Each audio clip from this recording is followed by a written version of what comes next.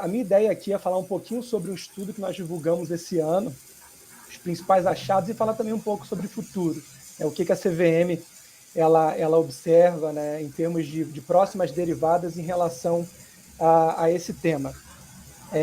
Por que a gente fez esse estudo? Né? Só para quem não está familiarizado com o assunto, a CVM, em 2020, ela divulgou uma resolução, né, a Resolução 59, e passou a exigir a disponibilização, né, de algumas informações, né, ligadas à agenda ESG pelas companhias abertas aqui no Brasil. Já naquela época, né, dado que era o primeiro movimento ali mais, vamos dizer assim, mais concreto em relação ao assunto, quando a gente pensa em mercado de valores imobiliários, e a gente sabendo desses riscos também, né, de ser ali talvez a primeira órgão que já estava ali colocando na rua, né, uma proposta, a gente decidiu também fazer um estudo para avaliar as principais tendências, né, e o que os mercados, de modo geral, estavam observando em relação a esse tema e para onde iriam encaminhar. Então, foi assim que a CVM ela decidiu fazer um estudo para avaliar o que seria aí em termos de tendência. Então, eu queria me concentrar aqui um pouquinho nos principais achados e o que foi isso. O nosso trabalho, né, que contou com a parceria do Instituto Brasileiro de Governança Corporativa, ele contou com uma avaliação, né, dos mercados americano, australiano, canadense, Reino Unido e a União Europeia. A gente não só fez uma grande revisão, né, sobre o que está sendo feito em relação a esses mercados, mas também nós conversamos com os reguladores. Né? Isso foi muito interessante e foi muito rico para a gente entender, né, de forma, vamos dizer assim, mais interna, o que esses reguladores, de modo geral, estavam avaliando em relação a esse tema. E por que o tema é muito relevante, né, para o mercado de capitais? De 2016 até 2020, né, a gente teve um crescimento de 55% nos ativos, né, de finanças sustentáveis. Óbvio, é sempre bom destacar que o número é sempre... vale a pena olhar ele com alguma ressalva, né, porque é um tema que eu vou falar aqui também, a gente não tem uma taxonomia. Né, então, o que a gente tem hoje de informações relacionadas ao mundo, né, ESG ou finanças sustentáveis, tem que ser olhado com relativo cuidado. Mas, final de 2020, né, 36 trilhões de dólares estavam alocados em ativos de finanças sustentáveis, cerca de 1/3 dos ativos sob gestão no mundo. E a previsão é que, em torno de 2025, mais da metade dos ativos financeiros tem alguma ligação com finanças sustentáveis. Então, assim, isso é futuro. Né? Isso é futuro. O presidente da CVM ontem mencionou que a gente acredita que o futuro é verde e digital, né? Por conta das novas tecnologias, e os números mostram que isso é muito verdade. Então, o que a gente observou? Né? Primeiro que a agenda ESG, né, ela é muito focada, né, quando a gente olha para fora, no aspecto climático. Né, isso ficou muito latente nas nossas conversas com esses reguladores, que a preocupação com informações ligadas ao clima é o ponto principal, né, e o ponto de partida desses reguladores em termos de ampliação da transparência ESG. Outra questão são os padrões de reporte. Né? A gente tem vários hoje, né, no mercado. E algo que a gente observou, né, que nenhum regulador, né, está pensando em criar um padrão de reporte único, né, novo, para ampliar a transparência ESG. O que a gente observa é que os padrões existentes vão servir de inspiração. Apesar de o padrão, né, do trabalho do TCFD, né, que foi uma força-tarefa do Financial Stability Board, né, que é um órgão ligado ao G20, ser muito provavelmente a tendência, né, em termos de padrão de reporte, até por ser do setor financeiro, né, acredito que ele não vai ser o único, né, pelo que a gente observou. Então, assim, muito provavelmente vai ter inspiração dos diversos padrões que a gente hoje observa. A outra questão, né, e é um desafio que nós temos, é sobre o detalhamento de métricas, né, Silvana, foi o que você falou logo na sua intervenção, como medir. Né? A CVM ela adotou, né, para o mercado brasileiro uma abordagem de pratique ou explique, né, num primeiro movimento regulatório, só que certamente a gente vai ter uma segunda derivada. E aí, para que caminhos nós vamos e que métricas nós vamos exigir? Isso é algo que a gente vai ter que discutir bastante com o mercado, né, em termos de de futuro. E o outro ponto é o greenwashing. O greenwashing certamente é a maior preocupação dos reguladores e também dos investidores. O nosso trabalho, ele contou com uma pesquisa, né, junto aos investidores e também rodadas de conversas com as companhias abertas. E em ambas situações, o greenwashing ele foi apontado como a principal preocupação. Só para mostrar em números, né, o que é isso em termos do nosso estudo, 2/3 dos respondentes consideram de alguma forma o fator ESG, alguma forma de finança sustentável do fator ESG na hora de decidir o seu investimento. E quem não considera isso, e também quem utiliza, destaca, né, a desconfiança em relação ao que hoje nós temos em termos de reporte voluntário como principal entrave para o desenvolvimento dessa agenda. Então, assim, mostra quão importante é você ampliar a transparência, obviamente, né, ampliar a transparência no sentido correto.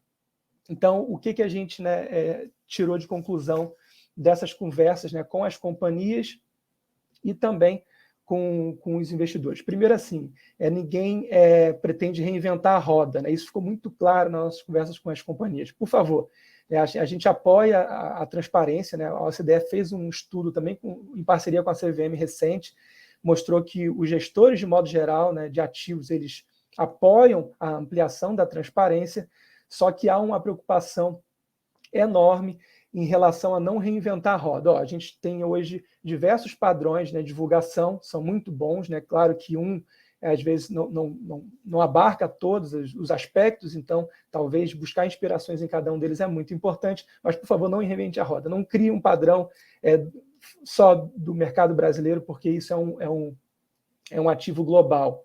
Então a CVM deveria estar antenada a essa questão. O outro ponto é que não existe uma bala de prata. A CVM fez um primeiro movimento com a 59 e outros mercados também fizeram seus primeiros movimentos. Alguns, né, estão em audiência pública ainda, outros já estão em fase de análise, mas nenhum regulador com quem a gente conversou, inclusive nos órgãos internacionais, espera que esse primeiro movimento seja um movimento estanque, né, e definitivo. Isso não existe. Então, é esperado que movimentos ocorram em relação à transparência ESG, em especial a questão das métricas que vão ser utilizadas daqui para frente. O outro ponto é a taxonomia. Taxonomia, assim, certamente algo crucial para o desenvolvimento sustentável da transparência ESG. É uma preocupação grande dos reguladores e também, né, de nações. A União Europeia já tem um grupo de trabalho para criar uma taxonomia para a União Europeia. O Reino Unido, idem. O Brasil ainda não tem, né, uma estratégia no âmbito nacional para criar uma taxonomia para o mercado brasileiro, mas hoje já existem alguns trabalhos. O próprio Lab de Inovações Financeiras, que a CVM coordena, hoje está buscando, né, enfim, entender qual que seria um caminho, né, em relação à taxonomia no Brasil e, obviamente, oferecer uma recomendação. Então, enquanto a gente não tiver uma taxonomia, né, internacionalmente aceita, ou mesmo uma aqui no âmbito nacional, o fantasma do greenwashing vai nos assombrar. Isso é fato. E aí, obviamente, né, vai entrar aí o papel dos reguladores para, de alguma forma, mitigar esse problema. E aí, falando um pouquinho, né, de futuro, né, o que a CVM observa em termos de futuro? Né? Primeiro, é o que eu falei de segunda derivada, né, na transparência ESG. A gente vai ter o primeiro reporte das companhias, né, até maio do ano que vem, né, já entrou em vigor, vai valer para o primeiro exercício, para esse exercício de 2022, as companhias vão reportar no formulário de referência o que elas possuem em termos de política e ESG, né, e no caso da parte social, né, algumas métricas que a gente mesmo exigiu na 59. Então, a gente vai ter que pensar qual é a segunda derivada. Como é que a gente vai descer em relação a métricas? Isso tem que ser feito com muito cuidado, né, porque a gente não pode exigir uma determinada métrica para todos os setores da economia de forma indistinta. Então, há aí um trabalho, né, de avaliar o que faz sentido para o setor da economia, né, cada setor da economia, e também para o investidor, né, que investe naquele setor. Então, esse é um desafio que a gente tem. A outra questão é ir um pouco além da transparência em si, mas, de fato, ajudar no desenvolvimento de produtos ligados, né, à agenda sustentável. Talvez, não sei se todos saibam, só que o nosso Código, né, Brasileiro Florestal, ele tem um capítulo, né, que ele trata da questão dos incentivos econômicos no processo, né, de preservação ambiental. tem ali a questão dos ativos ambientais de vegetação nativa e também o mercado de carbono, né, que ainda é muito incipiente no Brasil. Então, a CVM ela pretende, né, buscar, né, e atuar até mesmo, se for o caso, em termos de regulação, para promover esse mercado, né, e trazer mais atores, né, para participar desse mercado, inclusive fundos de investimento e outros participantes que nós temos. A gente hoje está envolvido com taxonomia, a gente espera ter um produto, né, no médio prazo em relação a esse ponto, e muito provavelmente ainda esse ano a CVM vai divulgar uma política de finanças sustentáveis para mostrar para todo o mercado, né, o que é as nossas diretrizes norteadoras em relação a esse assunto. E ano que vem, né, o tema greenwash, né, e ESG, ele já entra no nosso plano de supervisão. Né? Então, uma preocupação muito grande que o mercado tinha, a gente exigiu a 59, só como é que a gente pode ainda confiar? Então, a CVM ela vai ter, né, um foco particular em termos de supervisão para, de alguma forma, mitigar, né, eventual greenwashing no nosso mercado. Então, eu queria só fechar aqui o meu raciocínio dizendo que a gente acredita muito que a agenda de sustentabilidade ela vai ser cada vez mais um fator de competitividade global. E o Brasil, certamente, é um ator extremamente importante nisso. Então, se a gente não tiver de olho nessa questão, a gente vai ficar para trás, né, e a CVM vai buscar, nos próximos anos, avançar em relação a essa agenda. Então, eu termino aqui a minha exposição, aguardo ansiosamente o Chalf e o nosso debate. Obrigada, Bruno, pela colocação. Eu acho que realmente é um caminho, né? A gente precisa, eventualmente, ter algumas referências, né? Que sejam referências reconhecidas, tanto se for algo nacional, melhor, mas se for uma referência internacional, com uma taxonomia internacional, também serve. O mais importante é ter um instrumento, né? Que seja reconhecido e que seja aí um ponto de partida para as organizações, né? Então, muito bom. E acho que a CVM pode contribuir muito com esse estudo, né? E também, né, fazendo uma referência do que foi falado antes, né, que o Brasil pode ser um protagonista, até em função do que o nosso colega Roberto falou antes, e que a própria Doroteia comentou, né? O Brasil tem uma condição, né, muito favorável a ser um grande protagonista, tanto na questão energética, como na questão de produção de alimentos, né? E então eu acho que esse é um papel que nos cabe. Mas eu vou passar para o Chalf e a gente continua depois. Chalf, com você.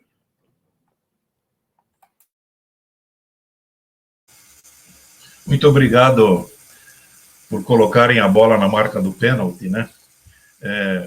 Nós vimos que a Doroteia abriu com as questões do ESG na linguagem dela, mas muito pertinente, né? Falando sobre a importância da qualidade de vida, que é uma das pernas nossas, né? De melhorar a qualidade de vida do nosso país, né? E preparar um país melhor para as gerações futuras. E também a preocupação e a evidência do Roberto Rodrigues sobre as questões ambientais aqui no nosso país. Então, o que é importante a gente ressaltar é que na discussão deles apareceu a tecnologia e na discussão do Bruno também. Então, nós estamos percebendo que nessa jornada pelo ESG, o elemento tecnológico ganha muita importância, não só pela questão da administração em si, das organizações e da qualidade da gestão, mas principalmente das soluções tecnológicas para descarbonização que nós temos aí pela frente, até 2050, né? Então, descarbonizar a economia é um desafio muito grande que sem a tecnologia nós não vamos conseguir. Lá na Associação Brasileira de Engenharia Sanitária e Ambiental, que é um dos outros chapéus que eu também visto, nós tivemos uma jornada pelo ESG que iniciou no ano passado, e nós fizemos um upgrade no nosso modelo de excelência em gestão do saneamento ambiental, que já tinha uma pegada muito forte do ESG 1.0, desde 2008, quando a governança entrou como um elemento importante da nossa avaliação do setor de saneamento, né? Lembrando que o nosso movimento de benchmarking da ABS, que chama-se PNQS, ele está fazendo quarto século esse ano, né? Lá nesse guarda-chuva que nós chamamos de sistema de benchmarking PNQS, nós encontramos a necessidade de readaptar e atualizar com base no novo modelo, na nova pegada do ISD. O ISD que a gente chama de 2.0, a pegada da negativação de carbono, que é muito mais severa do que simplesmente neutralização, como nós falávamos até então. Então, lá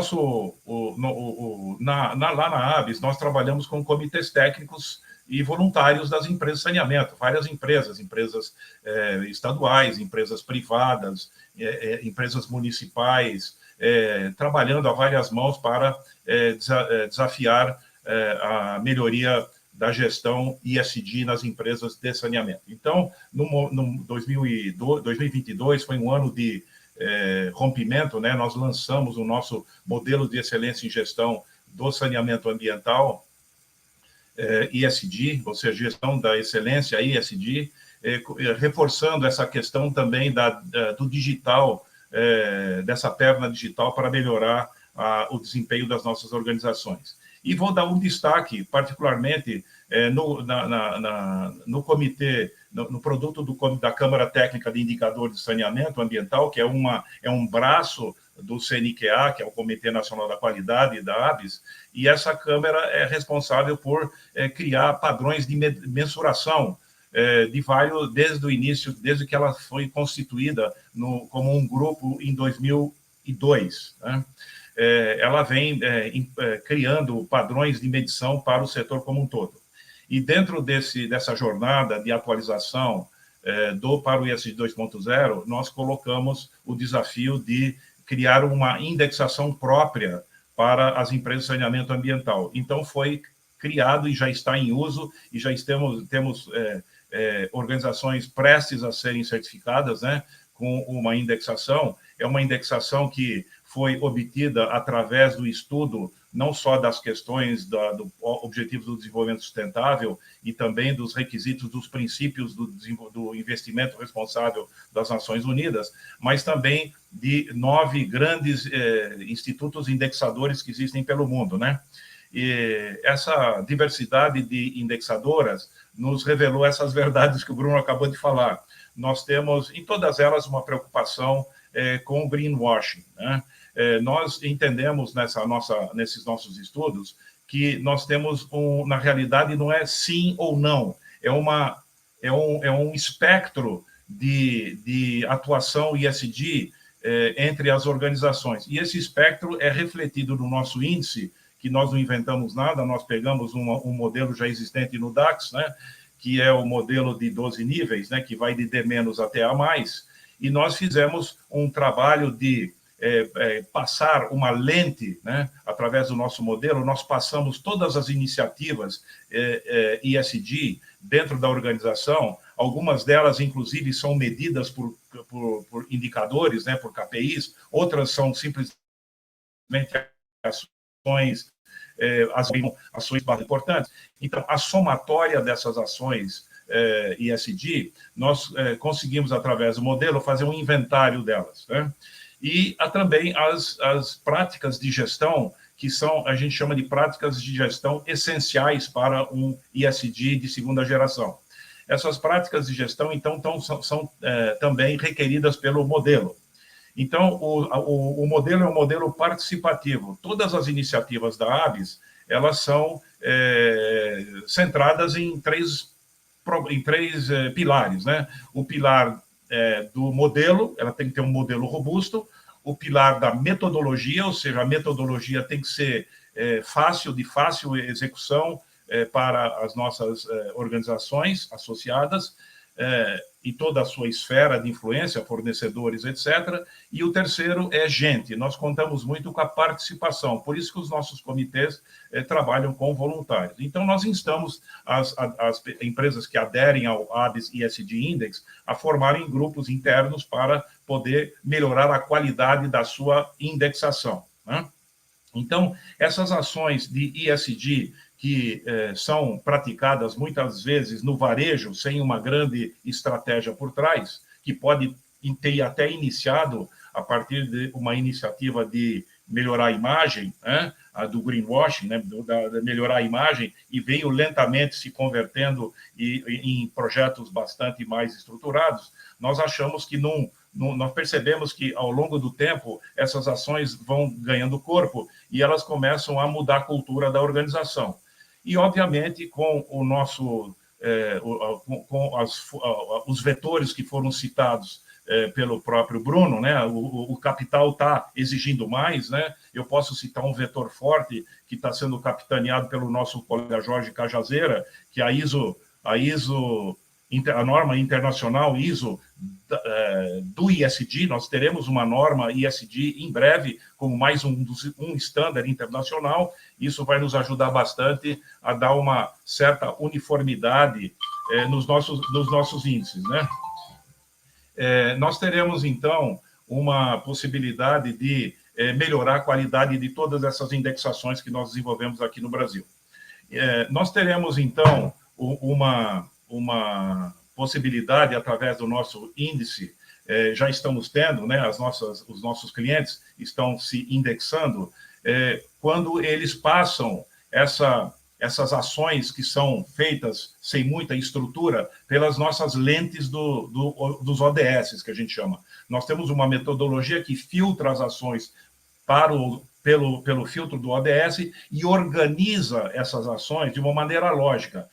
Ele cria um índice para as ações gerenciais essenciais voltadas ao ISD, como, por exemplo, o planejamento estratégico para o desenvolvimento sustentável, a gestão dos riscos, né, de sustentabilidade, e também práticas de governança e todas as suas questões ligadas à transparência.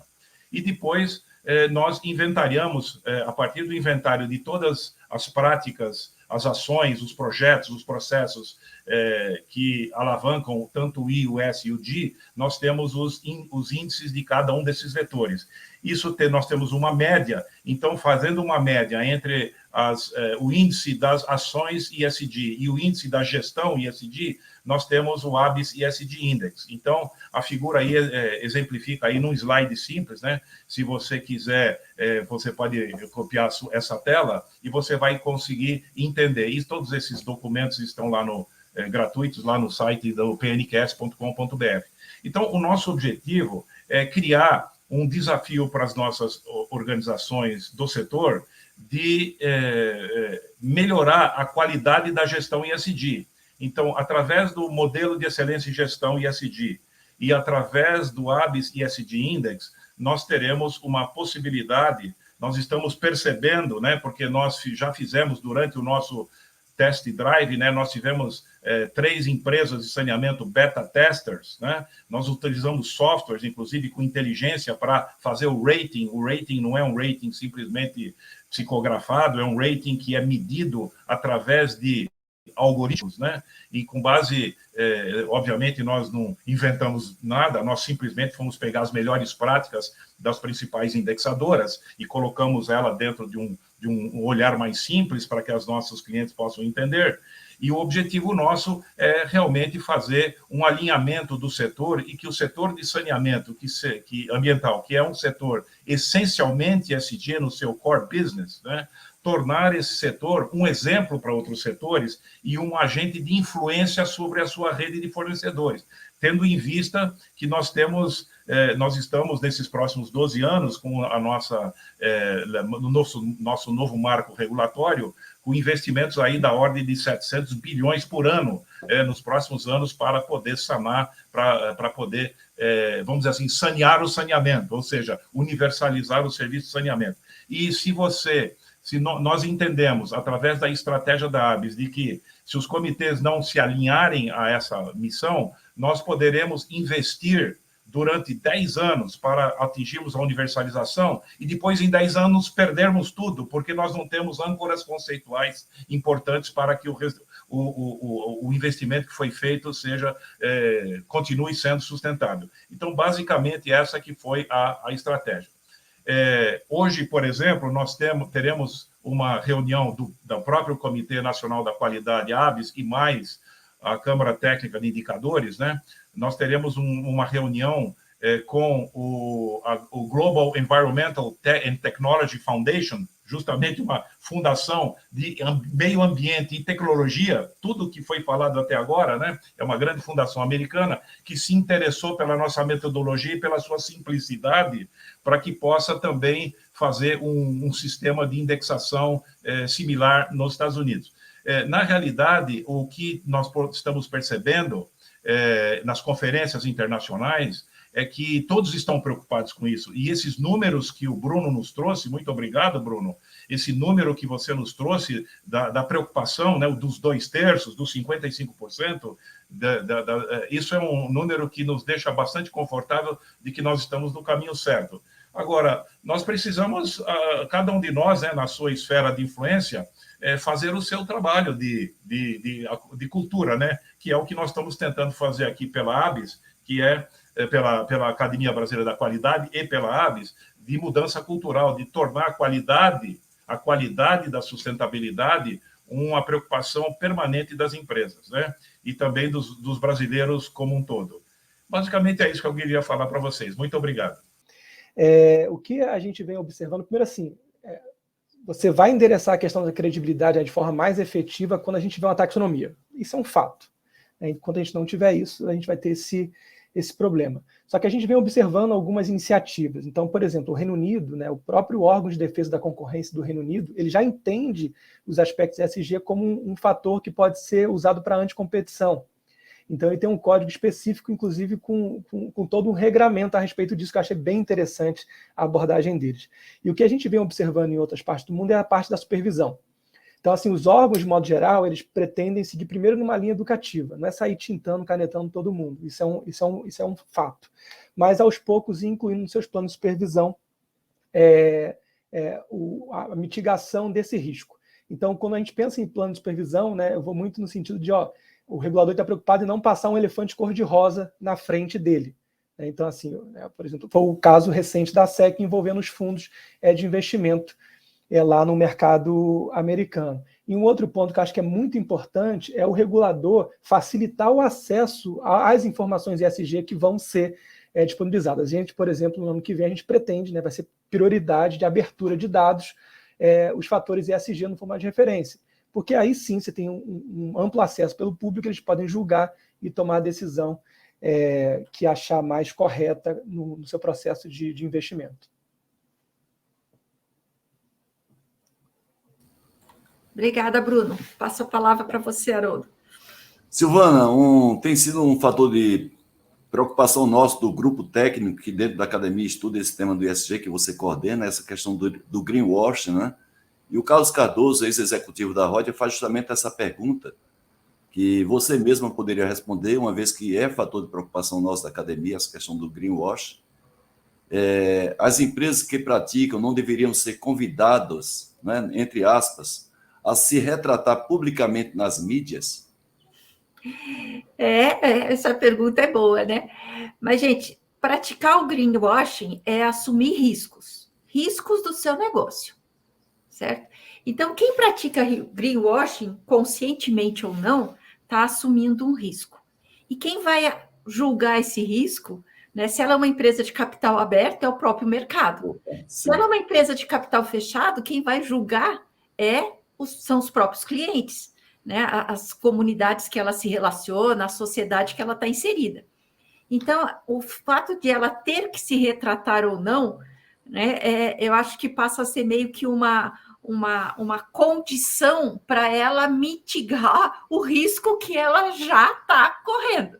Né? Então, o risco que efetivamente já está se concretizando, digamos assim, o se retratar acaba sendo uma forma de mitigar, mas é uma decisão interna dela, é um meio pela qual ela vai estar eventualmente tratando esse risco, né, que já se concretizou, digamos assim, né, porque não tem outro jeito, né, gente? Ou seja, atuar, né, ter uma postura de greenwashing é uma postura que impacta na sociedade como um todo, principalmente quando a gente está falando de temas voltados a ESG, temas voltados à questão ambiental, questão social, e a própria questão de governança da própria empresa. O conjunto de stakeholders envolvidos é muito grande. Então, acho que esse é o ponto.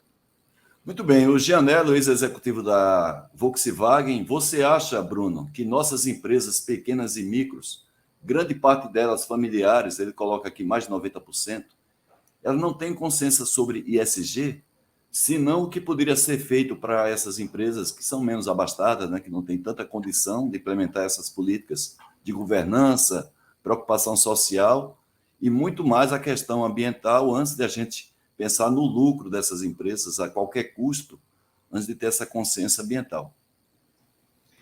Tá. Obrigado pela pergunta, Luiz. Assim, sendo bem franco, assim, não acho que tem consciência ISG, definitivamente não. Até porque, assim, uma pequena empresa ou microempresa, ela não tem, pelo menos no momento, né, uma pressão como de uma grande empresa que tem um investidor ali que está botando dinheiro. Né, isso é um fato. Por outro lado, né, conforme a gente for avançar em métricas, né, especialmente em métricas que peguem toda a cadeia de produção, essas pequenas empresas vão ter que se adequar de alguma forma. Então, acho que esse é um aspecto que, de alguma forma, vai contribuir. E a outra, né, o que a gente já observa, né, em algumas partes do mundo, e eu acredito que isso talvez tenda a ser a tendência no Brasil, é você linkar cada vez mais, né, questões de integridade com o acesso a financiamento. Então, assim, independente do tamanho da sua empresa, você precisa de financiamento. Né? Talvez não seja num grande investidor, mas seja no banco, na instituição financeira.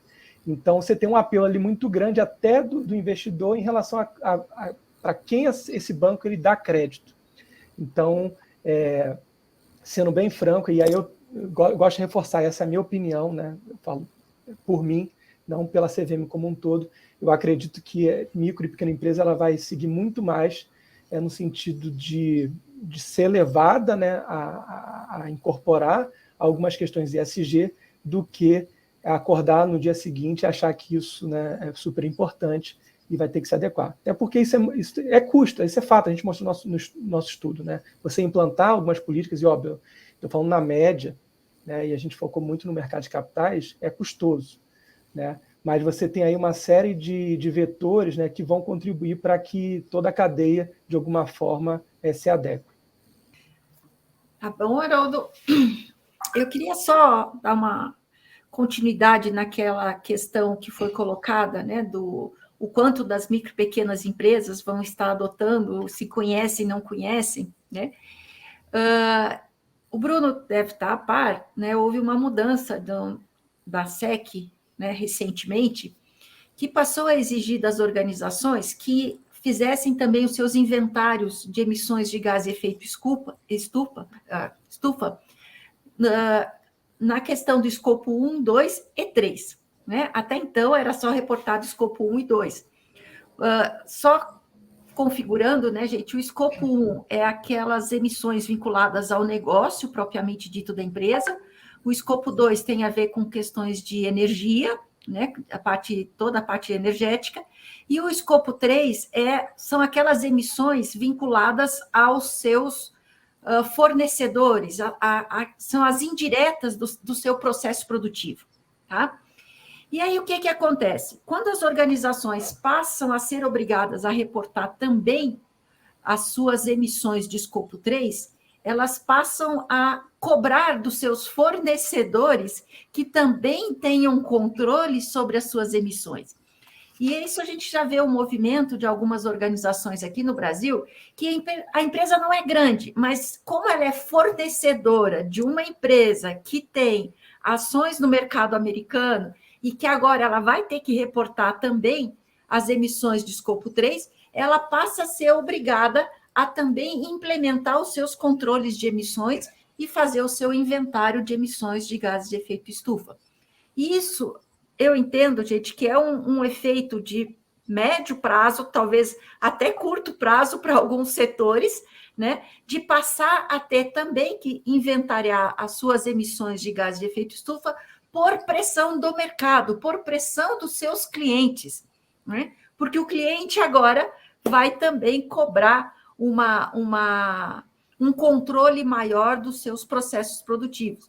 É um pouco do que aconteceu com o movimento da ISO 9000 lá na década de 90, gente.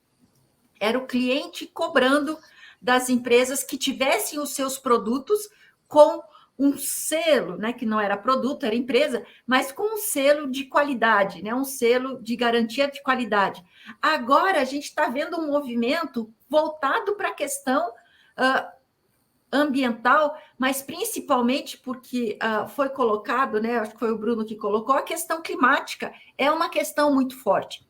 É um dos pilares do que se fala hoje de ambiental, é a questão climática, né? A relevância da COP27 já diz tudo isso para a gente.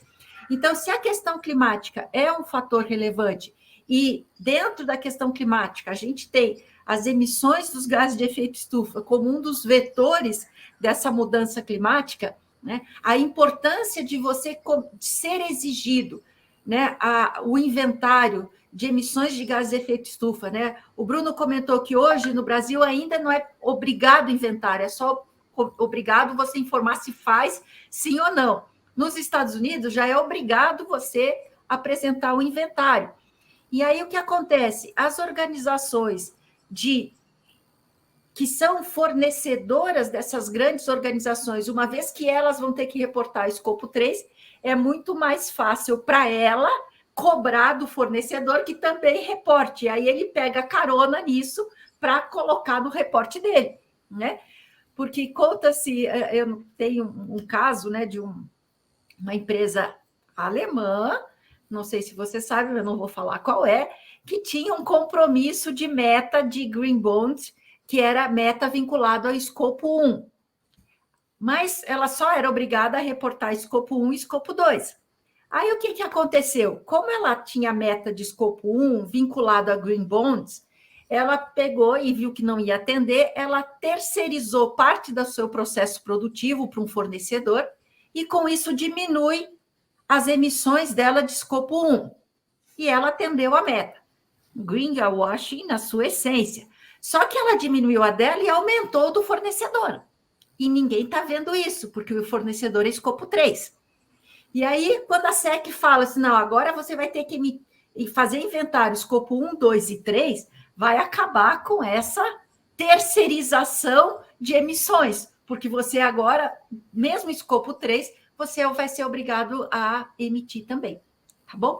A inventariar. Então, eu acho que a entrada das pequenas empresas, né, ou eventualmente até das micros, vai partir muito por uma pressão dos seus clientes, como a gente viu lá no começo da década de 90, os clientes cobrando qualidade das organizações.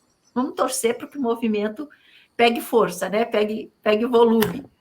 Mas vamos adiante. Vamos lá. Tem uma pergunta de um colega para você, Chalf. Eu acho que você é mais apropriado, porque ele é da Santiago, Goiás.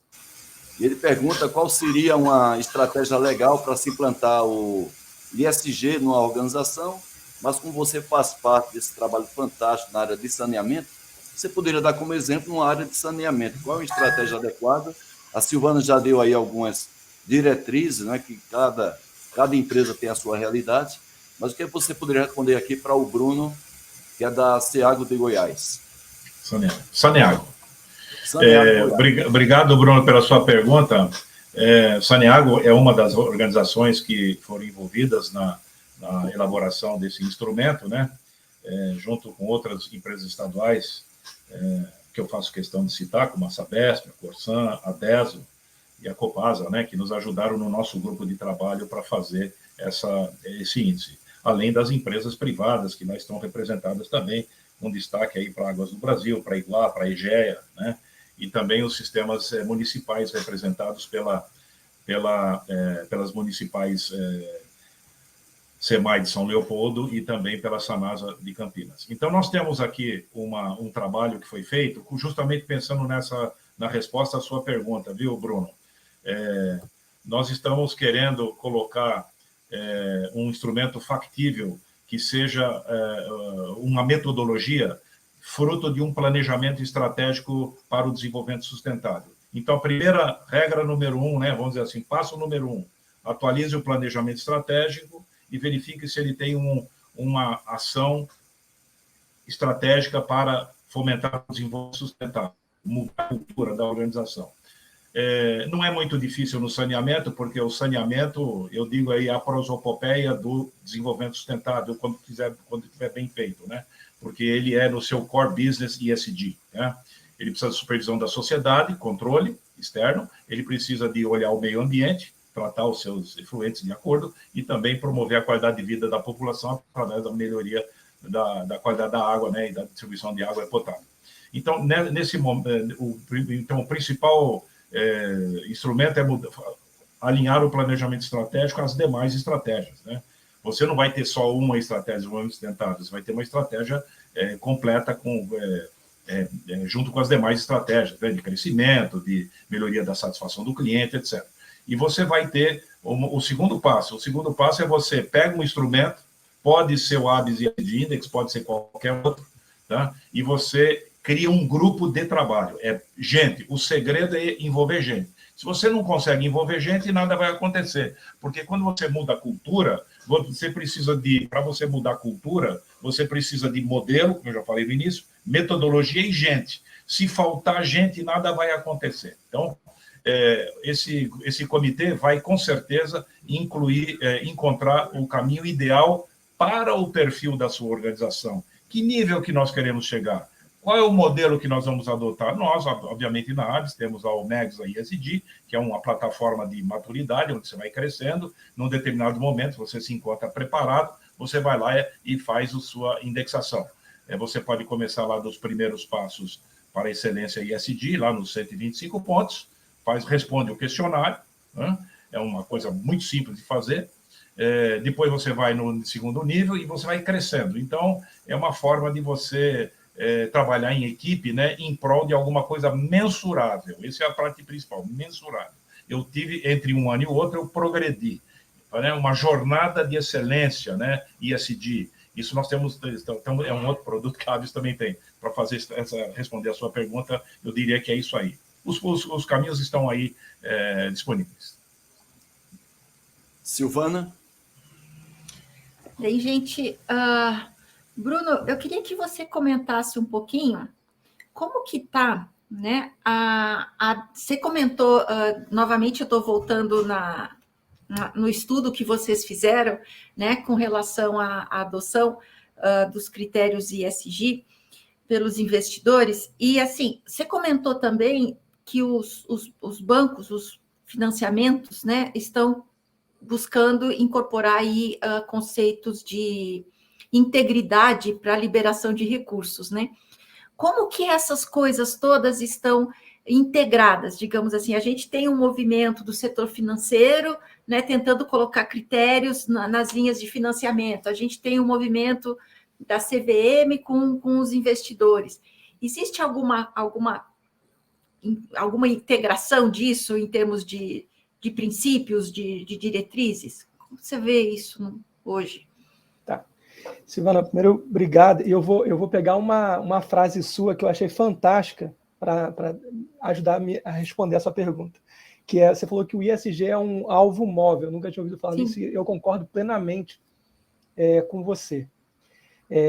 Assim, eu acho que quando a gente pensa em alvo móvel, né, o mais importante é você estar na direção certa. Sim. Né? Você não pode estar na direção contrária, senão tu vai errar, certamente. Na direção certa, você tem a chance de acertar. Então, assim, o que eu acredito hoje é que você tem várias iniciativas, né, que convergem para a direção correta. Então, assim, existe uma coordenação? Não. Sabe? Eu acho que talvez isso é o que falte ainda para o Brasil em termos como nação. Né? Porque peço até desculpa para o Haroldo, mas eu vi um comentário no chat, né, da transmissão, um colega falando, será que vamos chegar no ponto de ter um reclame ISG? Reclame já ISG? Enfim, e eu pego um gancho para complementar a minha resposta. Porque o reclame aqui, né, ou o consumidor BR, funciona. Porque as pessoas veem ali um benefício direto no seu dia a dia. Né? Isso é muito claro. Né? Seu serviço não funciona, então você vai lá, reclama e o negócio funciona. Né? Você tem uma resposta, seu problema é resolvido. Em relação ao ISG de modo geral, né, a gente ainda não tem uma consciência muito plena, né, quando a gente pega a cidadania como um todo. Né? Então, eu acredito que assim, a gente está na direção correta, né, mas eu acho que as peças vão começar a se encaixar quando a gente, de fato, tiver uma estratégia nacional que lide com o assunto. Hoje nós não temos. Eu acho que esse é o cimento que está faltando aí para encaixar os tijolinhos. Mas eu fico muito feliz que a direção está certa, né? Nenhum trabalho vai ser perdido definitivamente. Se a gente vai chegar, né, no objetivo principal, né, e acertar o alvo mais rápido ou não, vai depender de uma estratégia assim, nacional, o que ainda está em vias de ser construído, o que precisa ser construído ainda. Oi, Bruno, só pegando essa sua fala, quem, a seu ver, poderia estar capitaneando isso aqui no Brasil? Porque a gente não tem, né? Quem seria uma entidade, um órgão, né? Que poderia estar capitaneando isso em termos de Brasil? Assim, eu imagino, né, que você já tem ali... Vou tomar como exemplo o nosso trabalho sobre taxonomia, né? Está sendo discutido e tal. E uma coisa que a gente tem, né, acho que de alguma forma, algum consenso, é que isso vai ter que ser levado para um nível de cima, né? Então, assim, você tem órgãos que podem ser feitos. Você pode criar, né, alguma coisa. Então, você, por exemplo, em alguns países como o Reino Unido, isso é ligado à presidência máxima, né, a autoridade máxima do país. Você tem órgãos, né, corpos, né, lá fora, que é ligado a ministérios, né, mais direcionados ao meio ambiente. Esse é uma outra possibilidade, né, que se aventa. Mas, independente de quem seja, acho que a coordenação principal vai ser algo nesse nível, não tenho dúvidas disso, só que vai ter que ser um comitê transversal. Você vai ter que conversar com vários atores.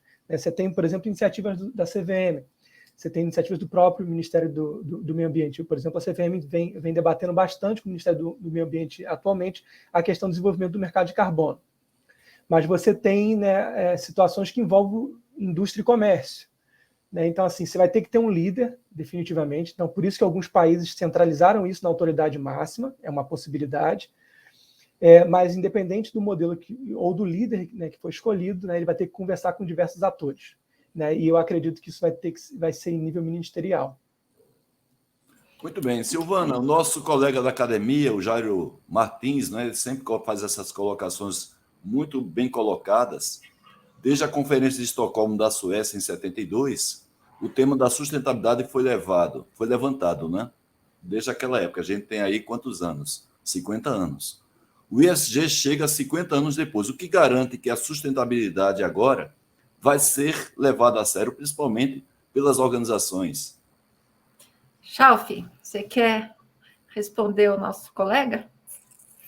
Depois eu dou uma pausa. Obrigado, Jairo. Obrigado, Jairo. Um prazer aí ouvir a sua pergunta. É uma jornada, né? Como a Silvana falou, nós não temos sim ou não, nós temos uma jornada.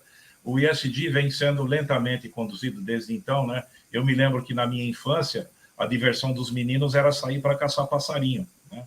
Hoje é um escândalo, né? Mas a gente fazia isso, né? Hoje a gente...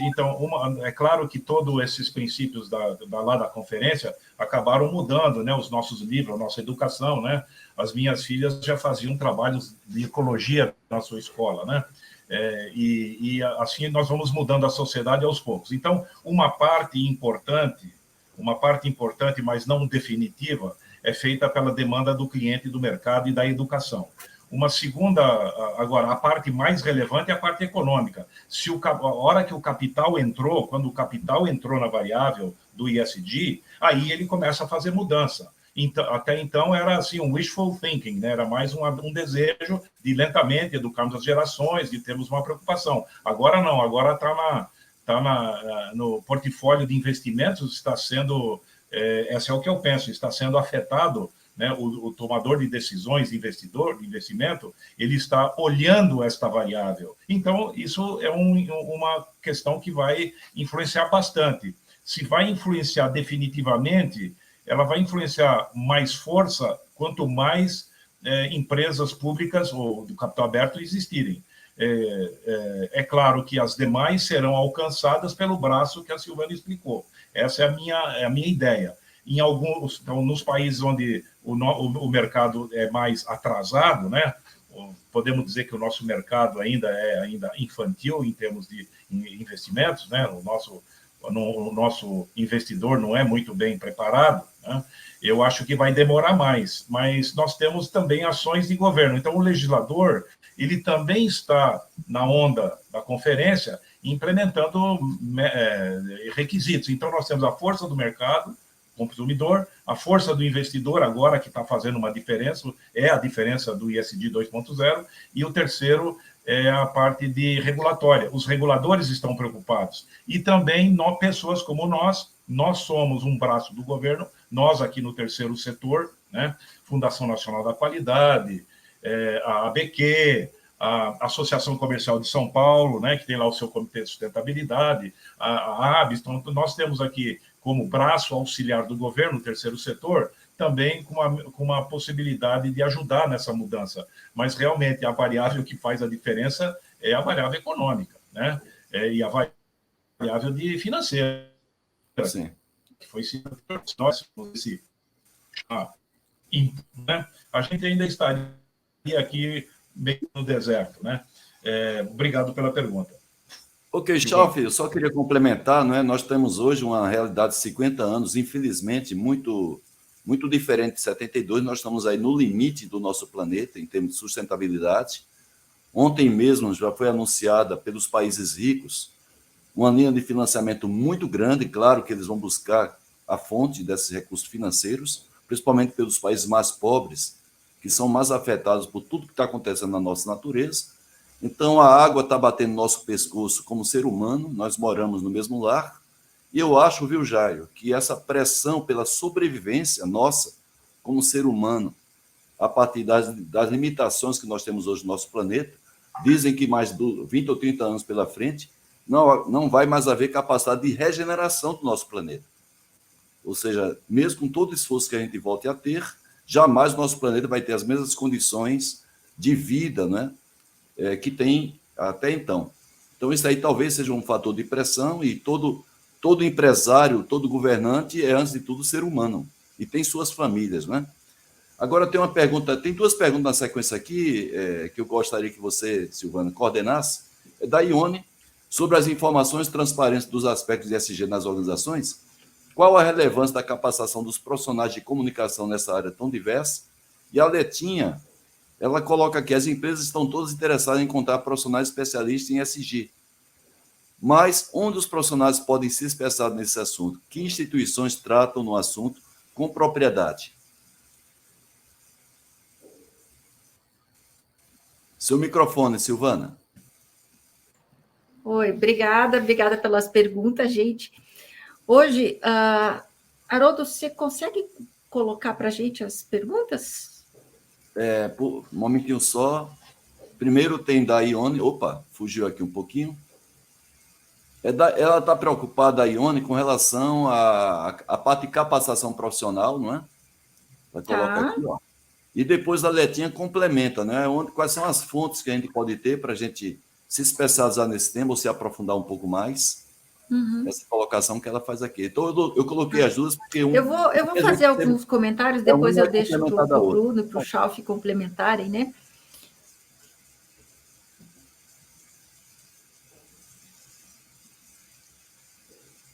Pode seguir, Silvana. Oi, desculpe, acho que deu uma oscilada aqui na rede. Eu vou fazer um comentário inicial e depois eu abro para o Bruno e para o Chalf complementarem, né? O ESG hoje nas organizações, gente, quem está trabalhando com isso, né, quem está à frente disso, na maioria das vezes, é o pessoal de RI, relação com investidores, né? Não é o pessoal ainda de meio ambiente, não é o pessoal da qualidade, né, não é o pessoal de gestão de pessoas, é o pessoal de relação com investidores. Então, esse assunto ainda ele precisa ser mais discutido e mais entendido por todas as pessoas da própria organização, né? Então, a gente fala que os pequenos e médios não estão envolvidos com isso, mas os grandes, se você olhar, ainda está num grupo mais restrito, né? Então, essas pessoas, elas estão mais envolvidas, e a parte de treinamento ou capacitação, hoje no mercado você tem assim uma variedade muito grande de organizações que estão promovendo especializações nesse tema, né? Então, assim, é difícil até de você elencar, mas eu recentemente recebi uma notícia que a Exame Academy está fazendo curso, né? A Trevisan, como o Bruno, conheci o Bruno na Trevisan, também está fazendo cursos, então, de MBA. Agora, você tem que procurar, tem que ir atrás para saber o que está sendo mais colocado no mercado e também checar com quem fez, para checar a questão da credibilidade do curso, né? Porque muita gente hoje está se tornando especialista em ESG sem ter efetivamente uma base conceitual, sem ter um conhecimento efetivo do que está se tratando, né? Então, hoje, no mercado, o que mais se tem são especialistas em ESG, porque é um tema que está sendo muito falado e as pessoas estão comentando muito. Então, em termos de formação, sugestão, procure universidades ou entidades que tenham uma reputação consolidada no mercado e procure, mesmo para essas entidades, conhecer, buscar a opinião de pessoas que já fizeram curso, de alunos que já passaram por essa capacitação, para ter com propriedade qual é uma boa indicação desses cursos, tá bom? Então, isso é o que eu tinha para falar em termos de qualificação de mercado, tá? O tema é muito amplo, você tem muitas vertentes, e a pessoa que se torna um especialista de ESG, ele é especialista em ESG, mas ele é especialista em riscos, ele é especialista em governança, ele é especialista em gestão ambiental, ele é especialista na questão social. Então, é uma disciplina multidisciplinar, sistêmica dentro da organização e muito, que eu falo, transversal. A pessoa tem que ter muito jogo de cintura, tem que saber lidar com diferentes temas dentro da organização. Então, acho que isso é muito importante para o perfil desse profissional. Tá bom?